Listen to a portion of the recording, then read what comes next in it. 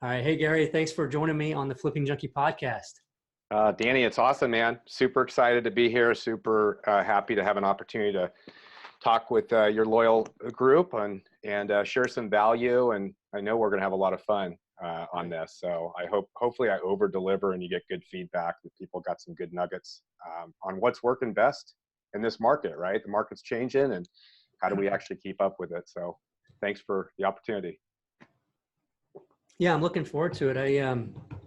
You've got a solid background in this industry and a long, history of doing a lot of different things and different things than a lot of other people have done. So I'm really looking forward to digging into that. Let's start with your story, though. Let's start with how you got into this industry and just let us all know how it unfolded. Yeah, so I grew up in an entrepreneurial family. I live about 45 minutes from San Francisco, so I'm in Silicon Valley. Gosh, crazy land. It's insane out here for so many reasons. Real estate's, a tear down's like $1.2 million. I grew up in an entrepreneurial family. We had a real estate brokerage, and my parents were also buying houses. And so all of us kids were sort of indoctrinated into business. I got my real estate license 2 weeks after turning 18 and was holding open houses and door knocking and cold calling and all the stuff that you do, and I actually paid for college that way. I wanted to go down a different path, though. I had another mentor. One of my nuggets I'd say is, man, have good mentors, good coaching in this business, because I think that saved me over and over again. I actually have 4 coaches right now. I'll walk through that a little bit later, but I had a really good mentor who basically said, Gary, the future is computers. And so I actually got a computer engineering degree and went down the Silicon Valley technology path. I was like right in the heart of the .com boom and bust. I was actually employee number 12 of a company that went public and was on the cover of Fortune magazine. And I was worth a lot on paper and working crazy. I actually was also, I spent 5 years at Accenture, which is the largest technology consulting firm in the world, next to IBM, management and consulting business, and got to travel. But it was a lot of hours. It was like 90-hour work weeks inside of buildings, no life, got to travel a lot, but never actually saw the light at the end of the day, right? And it was really in 2004, my wife and I just said, you know what, this is no life. She never saw me. We had 2 little kids. I had a 2-month-old baby, man. I read Rich Dad, Poor Dad and got excited about passive income and real estate. And my wife and I said, you know what, let's do it. And so I literally burned the boats. I did the Napoleon thing and I quit my job. Gosh, I look back, I just turned 50, by the way. So this is 2004. A lot of people call me an OG, which is an original gangster, because I've been around the multiple cycles, right? How do you survive multiple cycles? But 2004, May 17th of 2004, I quit my job. I was a director of Western Region Sales, enterprise sales for a technology company here. My wife had left her job. We had a 4-year-old baby, a daughter, and a 2-month-old daughter to do real estate. Isn't that amazing? But I will tell you, this has been an incredible journey and an incredible ride. I was actually on stage for Kent Clothier and Sean Terry recently, and I was sharing this story that we were in San Diego, and I said, look around us, like there's more millionaires, there's more billionaires in real estate, and there's product everywhere, right? We were looking at the skyline of San Diego. It's like, look, this is America's for sale. And there's 127 million single family properties available to all of us. 5.3 million sales that happened in the United States last year, and almost 1 million of those were investors. Wow. Real estate investors. And there's an incredible opportunity. But one of the things is it's really how we leverage our time. And a lot of us, and this happened to me, but a lot of us get stuck. We want the lifestyle, of what real estate can give us, and the wealth that we can generate. But a lot of us get stuck by ourselves, mostly by mindset. And so, if you're doing $10 an hour work, you're going to have a $10 bank account. And I think that's the most important that I've learned about how to leverage and grow a team and invest in a team. Real estate is the product, right? But we have to operate as CEOs if we're doing this business. And CEOs don't do $10 an hour work, they leverage other people. And so I've gotten good at that. I run a company now called REI Vault. We've done over 34 million pieces of direct mail, over 1 million outbound seller calls. And we do that for a couple hundred people around the country, and basically freeing them up so that we can put them in front of sellers so they can do what they do best at, right? The money-making activities is closing, it's negotiating with sellers, closing deals, building your team, raising money, right? It's not on, cleaning up a spreadsheet and, listening to a training video or licking stamps and sending out postcards. That's $10 an hour work that really should be done by other people. Absolutely. No, yeah, I believe that 100%. But back to your, getting started. So Rich Dad, Poor Dad, it's like right at this moment where, most people are like, we need security. We need, let's not do something like that because we don't know what's going to happen. But you said, this is what I want to do. This is what I'm passionate about. And I see, that pushing you into that, which is exciting. I think a lot of people out there are feeling those feelings and just hesitant because of, that kind of thing. Maybe they've got similar situations, or maybe they don't. And it's just the fear is so strong that they don't really take action. So how did you push through that though? And how did you really get started and get into the business and start doing the deals? Yeah. First off, let me just say what really got me excited was specifically Robert Kiyosaki. The big light bulb about real estate was, the definition of wealthy. And the definition of wealthy, a lot of people have this whole thing of like doing hundreds of deals a year or having a $50 million bank account. In reality, I think that's chasing rainbows. Robert Kiyosaki, the light bulb was the definition of wealthy is when your passive income, monthly passive income, mailbox money that's coming in without you, you could be in Jamaica on vacation, sitting on a beach. I've got a buddy who's a wholesaler. He lives in Tulum. He's actually, you probably even know him, Chris Arnold, does well over 150 deals a year. And he lives in Cancun, like an hour from Cancun, in this incredible place. He doesn't talk to sellers. He's got a whole team doing it. But wealthy is when your passive income is greater than your expenses. So if you got, like, after all the toys and all the fun, you got $15,000 a month in expenses, and let's say you got $17,000 a month coming in, which isn't even that much, you can do whatever you want. Yeah. And so I got really excited about that. My wife and I were going to get into buying apartments, and then I went to a seminar and actually saw a guy talking about foreclosures. And before anybody even knew what a short sale was. This is way back in 2004. And so that's what excited me. I'm like, wow, I have a sales background, and I could negotiate with the bank, right, and get a discount and kind of be a white knight for some of these sellers that were in distress. And so that's how I started, and I did hundreds of those types of deals. And then the market changed. 2008, 2009, the whole market changed. And so like today, where I'm at in real estate, I work 4 markets. I do a lot of wholesaling. I do a lot of creative deals, owner financing. Actually, I'm making an offer on a retail building right now here in my town. Actually has a gym in the back of it. I'm like, hey, this would be the perfect office where I could do videotapes and my own podcast. Is that what you're going to do with it or no? Yeah, it actually has retail space where we would put real estate, our main business, and a property management company and the agency side. And then my office would probably be in the gym. It's like a 2-story gym with personal trainers. Actually, yeah, I don't know if it'll come together. I'm going to make we're real estate investors. I make really low ball offers, right? So we'll see how it comes together. I'm really close. Yeah. I do a lot of lending as well. One of the things I love is real estate. A lot of people, if you think of like building a house, you're building a house and all you have is a hammer. You're not, it's kind of like just being a wholesaler. It's like, that's a hammer. So I'm looking at it more like a general contractor. A deal comes in, I'm looking at, hey, what's the best way to maximize the return on investment? And a friend of mine, you probably know him, David Dodge, he's a pretty well-known wholesaler. He has a great quote. He said, keep the best, sell the rest. Keep the best, sell the rest. And, I look at deals and, some of the stuff I want to keep, and some of them I want to pass on.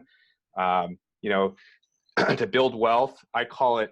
I take the Robert Kiyosaki approach. I say cash now, cash flow, cash later.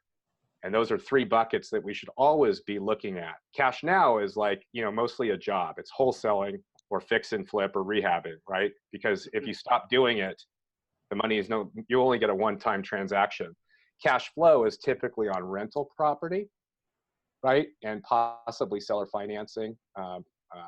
Also private lending. I do a lot of first position loans and some rehab loans. And then cash later is buy and hold, right? It's actually all the appreciation and the tax benefits, and then using somebody else called a tenant to pay down the loan. Yeah. So really, having all three of those is ultimately how we, you know, how we have total financial freedom in this business. So why do you think that, you know, so many investors get caught up in this trap of the job? Because a lot of us really do. We end up saying, oh, look at how much money we can make on all these deals. And we just stay on this treadmill of you know, doing the deals and doing transactions and not getting into the long-term stuff until much, much later. Why do you think that is?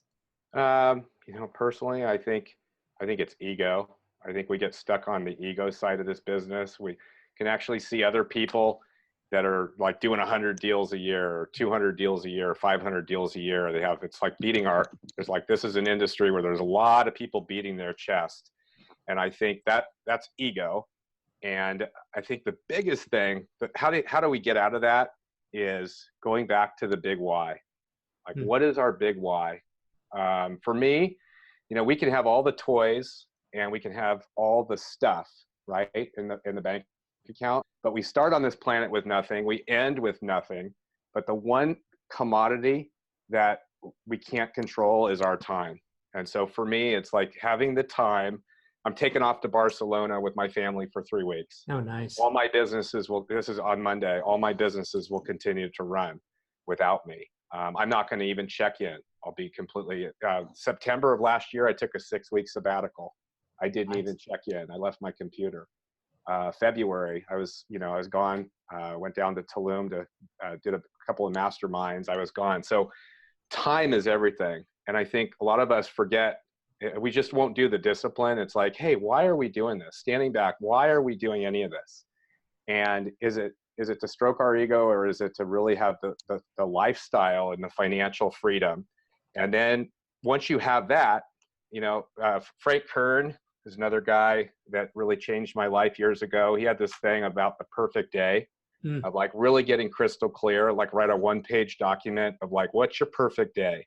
You wake up a couple years from now, and what are you doing if you didn't have to worry about money? Like, what would you do? I like what he says about that too. And it's perfect average day, not the perfect day, right? I'm not going to say what he said for the perfect day, but yeah. I wrote this. I originally wrote it in 2009. I'll give you an example. I was about 45 to 50 pounds heavier. I was kind of a heavy guy, and I was really stressed out. I had a successful business, and we were making money, but the rest of my life was like kind of a disaster. And so I basically sat down and said, hey, you know, what would my life look like? And it was like, hey, I wake up at 5 o'clock in the morning. At that time, I woke up at 8. You know, I'd go to bed at like 3 o'clock in the morning. I was always stressed out. My cortisol levels were like skyrocketed. I wasn't exercising. And I'm like, my perfect day is I wake up at 5. I don't really start my day until 10 or 11 in the morning. So that gives me 5 or 6 hours of my time with my family to work out. Gosh, by the way, I call it 5-10-3. That's a little nugget. By the way, this is I didn't even know this. I found this out skiing with a buddy who runs human resources for Intuit. If anybody knows Intuit QuickBooks, they hire like 10,000 people a year. This is the senior VP of HR, and he said almost all the senior executives, like CEOs, et cetera, have the same philosophy. Wake up at 5, start your day really around 10. You're totally off limits to business. And then work 3 hours a day, right, in your business. All of us as business owners should be able to do this whole business in 3 days, 3 hours. And those are 3 impactful hours. So in the morning, I do one thing, which is what is my one thing that I'm going to do today to move the marker. And I put it on my whiteboard. You can't see it. It's actually up behind the screen behind me. But what's my one thing? I'm now able to do, what are my three things to really move the marker?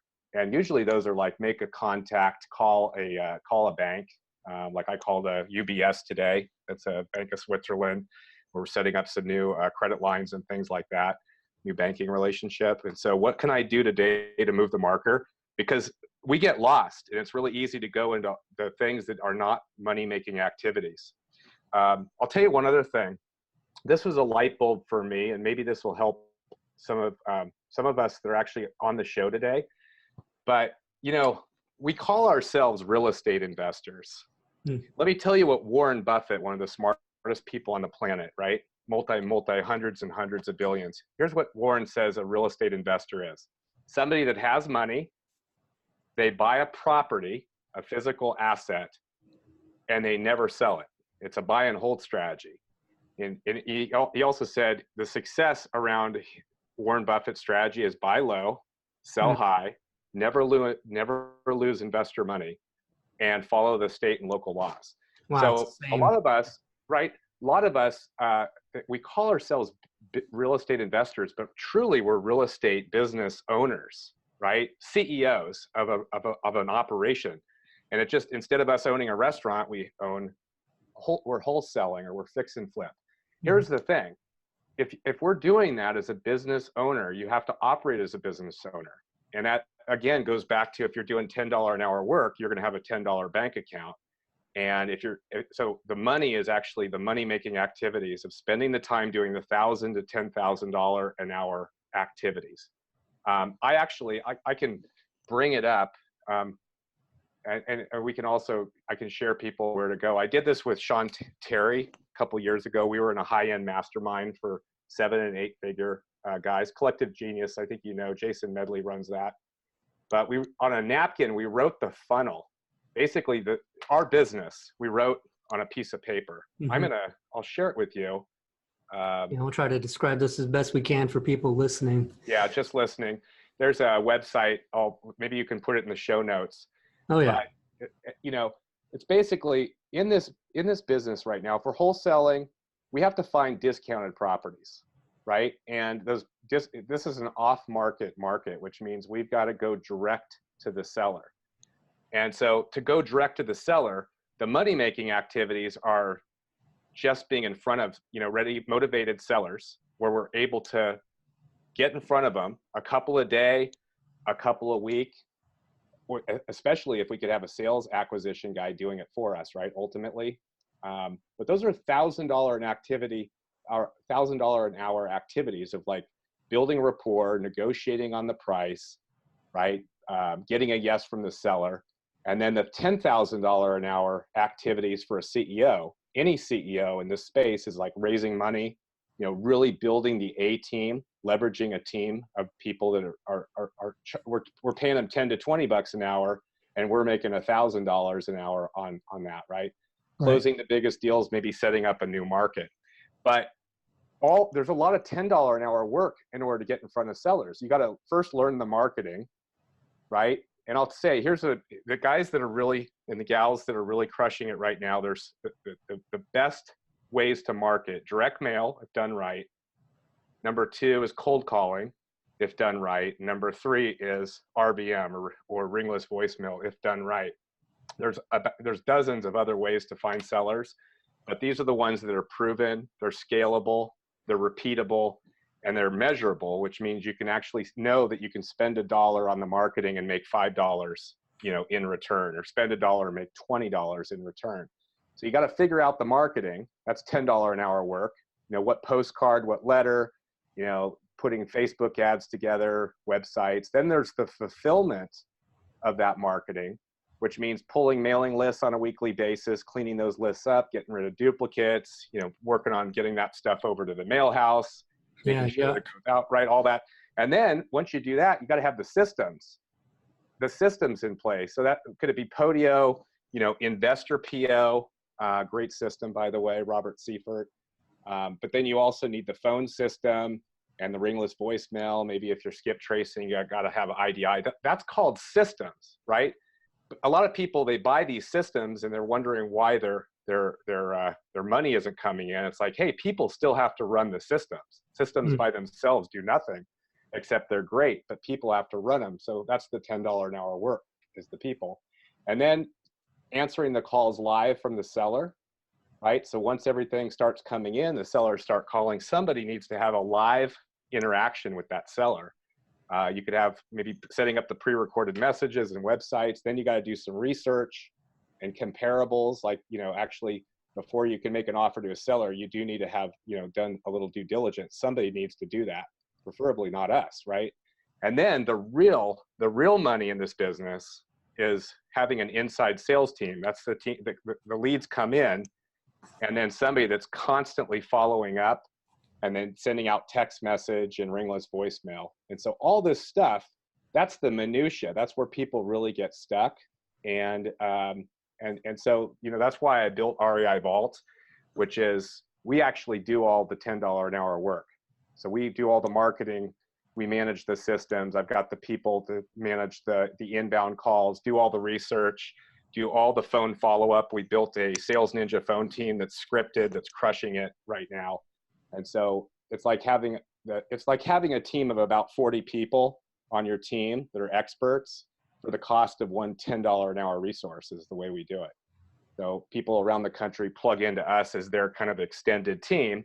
We're actually doing everything all the way to scheduling an appointment. So, as a real estate investor, it's like, hey, they come to us and they say, hey, can you get me, what would it take for you to get me in front of 2 seller appointments a day? Or 6 seller appointments a day for my team. And then we'll come up with the plan, execute the plan. And do you guys have minimum marketing budgets or anything like that? I mean, do you have any sort of minimums to get into this? We don't require any kind of minimum monthly budget. We'll tell somebody, hey, you're in San Antonio. Your average cost, what we would expect an average cost of a deal is probably $2,300. So if you spend $2,300 in marketing, that should give you enough leads to get you enough appointments to get you enough deals, right? And $2,300, and typically if you're making $12,000 to $15,000 on a flip, then you're getting a nice anywhere from a 4 to 5 to 6x ROI. That's if you're wholesaling. If you're buying and holding, it's larger. Now for who are the type of people that we take on that will allow to be members. We're not a vendor, so this is an application process. We want to make sure it's a really good fit for us, and we don't want to be generating leads for people that don't know how to close. So if somebody comes in and they're brand new, they've never closed a deal, that's really not a great fit. We're really looking for people that can handle the leads, and they're looking to scale to the next level. Yeah. So people will come to us and they've never done a deal. We'll say, hey, do these things first. Here's the mail house. Here's where to get the list. Call these couple of people, make some money, and then as soon as you're ready to scale up, then come back to us, and then we help them scale. Nice. No, I like that. Yeah, I mean, you've got to be able to, if you're getting the appointments set up, you got to be able to knock them down. You got to be able to get the deals done. Otherwise, you're gonna not have any revenue to pay for the service and keep it going. But you have a concept of all leads suck. Why do you say that? Yeah, great thing. This is a mindset. So many people, they don't realize this is just classic sales. Just like every business there's a sale. And so most people expect sellers to call in off of any kind of marketing, Facebook, cold calling, bandit signs, what have you. And they think that people are going to say, oh, I'm super motivated to sell right now. Come over and sign my house and I'll give you a massive discount. That's really not, there is no true what we call motivated seller. I would call them reasonable sellers. What we're looking for is a reasonable seller. And so here's some statistics. This is not just real estate. This is every industry where we have a consumer, like a seller on the other side. Only 3% of all the initial calls that we take from sellers, only 3% of all the deals come from those initial calls, right? Meaning that somebody's we call those bluebirds. And frankly, in this market today, it's different than it was a couple years ago. I always tell everybody, hey, all leads suck, and this is not an order taker market. You've got to have better sales skills. You got to be better. So 3% are going to come off of that first phone call where the seller says, hey, timing is perfect, come get my house. 97% are going to actually happen over probably a month to 4 months to 5 months. And 80% of those profits come between the 5th and the 12th interaction, which means you got to call the second time, send them a text message, talk to them a third time. Somebody actually needs to talk to them. So 80%, less than 10% of any investor or agent in the country ever follow up more than twice. So, Yeah. you know, what we say is all leads suck until you actually talk to the seller and actually interact with them, and also start building some rapport, asking the right questions. So we try to, for REI Vault, we try to take a lot of that burden, right, away. Because you got to I call it a pickaxe. You got to get in the pit, right? You know, leads are like, you're looking at a pit and you see a bunch of rocks, a bunch of black rocks, right? And in those rocks, we know there's gold, we know there's diamonds, we know there's silver, but somebody's got to get in the pit and start picking those rocks to expose them. And so that's the $10 an hour work. So what we do is we basically have a team to go find those rocks. And then we got the phone team that's actually in the text messaging that's like the pickaxe, which is now all of a sudden, hey, here's the stuff, now go close it. And so that's why I say no, all leads suck. This is also comes out of like any big, I came out of the technology industry on the sales side. And you know, if any salesperson complained saying, oh, I'm not getting any leads, oh, these leads aren't very good, you were fired immediately, because salespeople realize that, you know, it takes interaction and building rapport and repetition, right? And so most people don't do the repetition. I love that because it creates massive opportunity for us. Because, you know, I was just talking to a gal named Cheryl Twitty on the East Coast. Okay, this is a little while back ago, but she called me and she goes, I've been doing her marketing for a number of years. And she said, Gary, I'm canceling the service. And she goes, but I wanted you to know it's nothing to do with you. She said, I've been mailing for her for a long time. And finally a seller called her and said, Cheryl, I've been receiving the same postcard from you for a couple of years and some phone calls from you. And I hadn't been ready, but I always knew you worked harder than anybody I've known. And I want to sell my houses to you. So she sold like 18 houses to Cheryl. They netted $800,000. Oh, wow. And Cheryl basically said, my husband and I are going to take a year off and travel. Isn't that awesome? Yeah. So the point is it's about repetition, and don't assume much from the seller. I'll tell you, some of the best leads we get are the people that say they're not interested in selling, or they're angry and they want to be removed from the list, or maybe they call in and they hang up. Those are usually better than the leads where the seller actually leaves a message. Because a lot of the people that leave a message, they want full price retail, right? So yeah. No, and you know, Don Costa, one of my friends, you know, he mails. And, you know, I was about to say even until they tell him to take him off the list, because I think he still continues. Because it's a timing thing, right? Situations change for people. One day they're pissed off because they received that, but it may have struck a nerve with them. And then something happens in their life where all of a sudden it's like, oh, crap, like I really do need to do something with this real estate. And there you are again, contacting them again. So you just never know. Yeah. You got to balance that though these days with the online, you know, branding and, you know, having negative reviews because you keep pestering them. How do you deal with that? Are you running into any of that? You know, occasionally some of the postcards that go out will sometimes get angry calls. You know, that's just par for the course. I mean, Dan Kennedy used to, you know, think of the credit card companies that send, you know, the amount of advertising. The reason that they keep sending those check letters and all the other stuff that they do from these credit card companies is because it works, right? It's a numbers game. And so here's the math. Here's the simple math 45 to 50 leads, okay, coming in off of direct mail, cold calling, right, warm leads, even ringless voicemail. Facebook is the same. About 1/3 of those leads are going to be what we'd call net leads or viable. So that's 15, okay? 15 leads where the seller basically says, yeah, you know, the timing is good. I'm ready for an offer. About half of those should get an offer and one of those should close, all right? Fairly quickly. So are you including people that are calling and saying, take me off the list in that? Absolutely. Okay, So of the 45, I can tell you what the national average. So we've done 34 million pieces of direct mail.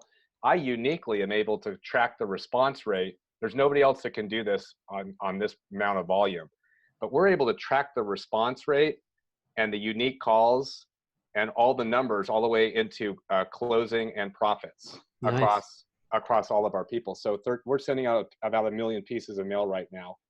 And so we can look at those numbers. Of the 45, well, I'll just tell you, 5% of all the direct mail leads are typically remove me from the list, and they're either angry or they want to be removed. 5%. All right. 15% are thank you, but I'm not interested in selling. 20% are viable or net leads right off the bat. 15 to 20%. Okay. The remainder are kind of in the, you know, hang up. We get a lot of hang ups. People will call in and they just want to see, you know, who's answering, and they get nervous, or maybe the phone rings, or they feel like they're going to call back later. So, you know, of the 45, about 60% are those? About anywhere from 40 to 60%, depending upon what we're, you know, the message that we're putting in front of them. We have stuff that gets a 6 to 7% or higher national response rate, and that'll get a lot of hangups. Those are they're blind copy, what we call two-step marketing. But again, 45 leads to get one deal, right? 45 leads to get one deal, and it's like, okay, well, somebody has to talk to every one of those to get that one deal. You know, that's going to get you in front of probably 7 to 15 appointments. And then somebody has to do all the work. That's where most real estate, you know, business owners fall down, because they don't realize you need a team, somebody that's full-time. They should be on an auto dialer. We do this for people. We actually use a system called 5-9. So as the leads come in, they get pushed right over to the phone team that's scripted, and they jump on the phone with the seller. It's usually a 6 to 7 minute conversation. You know, hey, we're just following up with you. Do you have a few minutes? You know, do you have a property for sale? Yes, no, maybe, or referral. Is it currently listed with an agent? Well, great.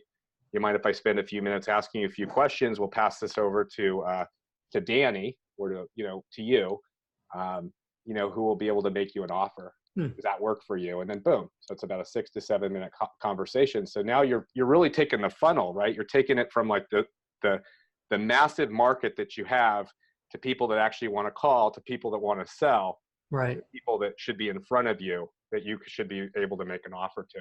So spending that key time with the right people, right, and not wasting time with the wrong people, and then missing out on the right people as they come through down that funnel. Yeah, right. And then, you know, 4 months, 3 to 4 months, if somebody calls in and they say they're not interested, those leads are just not good today. You start working them starting in 90 to 120 days.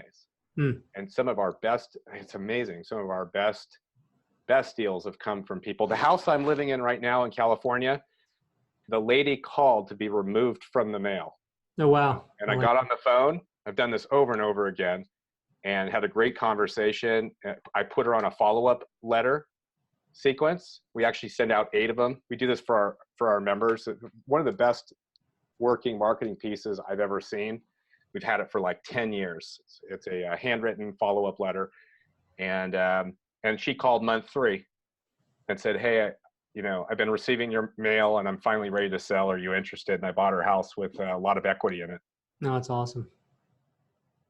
Nice. So you guys are doing cold calling too. Do you mind sharing numbers? Because the numbers you gave before were direct mail. What about cold calling? What are you seeing with cold calling? Yeah, cold calling. The reason cold calling is working right now is because so few people are doing it. So when more people start to catch on, it's going to work less and less. That's just the way it works. Just like direct mail. Direct mail, very few people were doing it 4 years ago. Now a lot more are, because everybody's catching on that the money is massive. So cold calling, here's what I'm finding. I'm finding one dedicated full-time person cold calling. That's all they do, is able to produce somewhere between really minimum of 1 to 2 deals a month, which is a fantastic ROI. It's about the same. It works out to about the same or maybe a little better than direct mail, is what we're finding. This is consistent, by the way, whether we're doing it or me talking to a lot of people. I'm in 8 masterminds, and so we're all sharing our numbers. So here's how it works. Typically, one person that's you can't really do this part-time, and you have to have an auto dialer.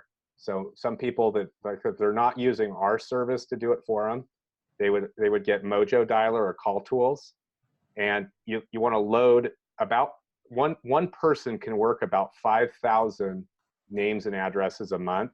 So what we do is we go build a list. We do this for everybody. We do that for people. It's typically the same mailing list. They're all cleaned up. We'll then skip trace them. It's called data stacking because it's more than skip tracing. And so we'll get a list of about 15,000 names and phone numbers. And then we load it into the auto dialer, and then we're dialing for dollars. So one person can average about 400 outbound dials a day.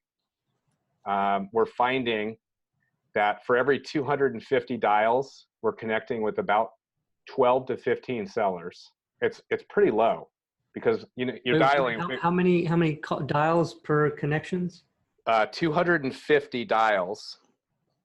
250 dials to get about 12, maybe a little higher from month to month, 12 connections. And that's turning into 1.5 appointments. 1.5, I shouldn't say appointment, I should say qualified leads. Sellers that said yes, they do have a house, they provide some information. They'll usually give kind of what is their lowest price that they would sell to. We probably screen for our cold calling service. I know that we're actually we're actually using a much more sophisticated team doing it. So if we've got a motivated seller, we'll take them through the full 6-minute script. Like most people cold calling, all they're doing is saying, yes, they want to sell, and how much is the house worth? Or it's 4 questions. We'll actually take them through a full screening. But 250, 12 connections. Typically, if you're dialing 250 numbers, you're dialing 2 numbers at a time in an auto dialer. So that's 12 connections. That's because a lot of people, they're wrong numbers, they're fax numbers. People are working, they're not home, and so you got to dial for dollars. But that, one person doing it. You're not leaving messages or anything on voicemails? No, we've tried that. That's not a recommended. It's definitely not a recommended best practice. Nope. You want to dial until you get them on the phone. We swap out. There's so many little tricks after doing this to get it right. One is you want to make sure, like, you want to be FCC compliant. I know a lot of people that are not FCC compliant, and if you're not compliant, there's a big, if you've got a litigator that comes after you. So we scrub against the do not call list.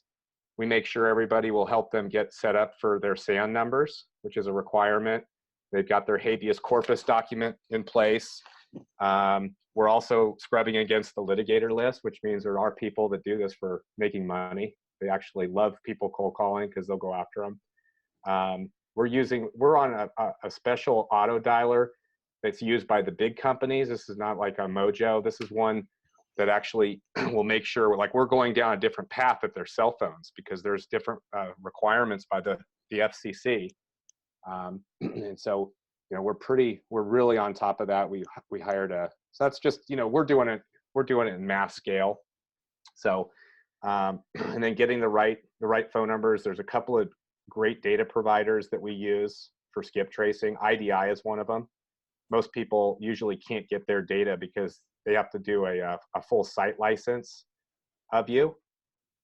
So, but that would be if somebody's doing it on their own. IDI is actually even one of the ones that we go. And one of the great things about us, because we've because we're all working together, we get massive, massive leverage, right? Like by sending out 1 million pieces of mail, I get incredible discounts from the mail house, right? Yeah. Right? I can go to a mail house and I can get absolutely the least price over anybody else that's doing 10,000 cards a month. And so we pass that benefit over to our members.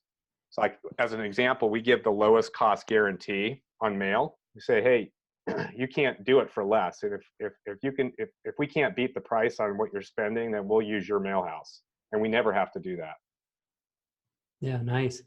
Yeah, that really does help to get those special deals that you can then pass on to all the people, because it's a collective. Yeah, I love that. Yeah. So we're pretty much at time's up, Gary. And is there anything else that you'd like to share with the audience before we sign off? You know, I'll give. We probably should have a page that connects to us.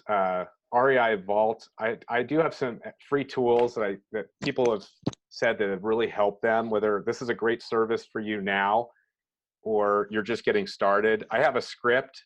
This is a phone script that that's time tested. It's the same script that our phone team is trained on. And it's the right words of what to say. And this was actually built by a lot of our members. Some of our top guys a couple years ago came together and said, hey, let's take the best script of what to say to the seller. And so that's available. And there's a few other tools and resources, but I could give that site out unless you've got a site, reivault.com/VIP. reivault.com/VIP.